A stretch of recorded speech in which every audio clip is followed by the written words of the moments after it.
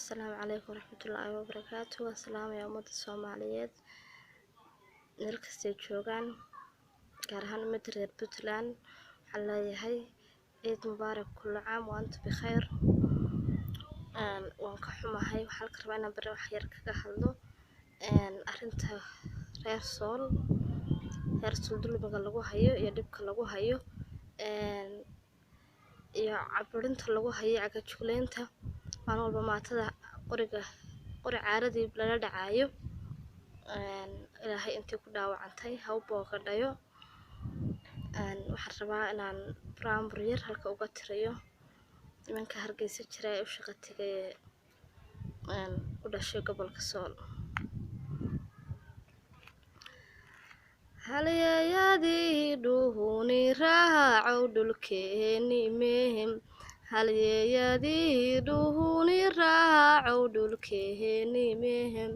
miyaha lagu falay ma foox baa lagugu riday miyaha lagu falay ma foox baa lagugu riday ina cambahashow maxaa ceebta kuugu wacan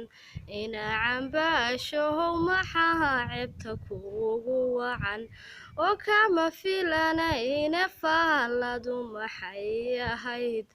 oo kama filanayne faaladu maxay ahayd halyeeyadii ila dhashow ciiladaha ibaday halyeeyadii ila dhashow ciiladaha ibaday sideedii dohor wagaashila ugu gashaha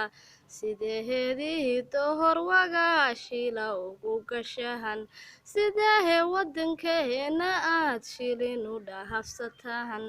sidee wadankeena aad shilin u dhahafsataan damihirkiini miyaha dooriseen dadyahow damihirkiini miyaha dooriseen dadyahow idinkoo magac dheer miyaha adduunyo noqonaysahan idinkoo magac dheer miyaha adduunyo noqonaysahan damihirkiini miyaha dollar dhahafsateen damihirkiini miyaha dollar dhahafsateen oo kama filanayne faaladu maxay ahayd. Please halayga gaarsiiyo nimanka ilmaadeeradaya halkaa aaday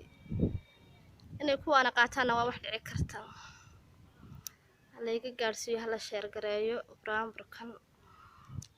ummadda reer Puntland aad baan idin jecelahay waan idin salaamayaa guul baan idin rajaynayaa insha Allah isku duubni.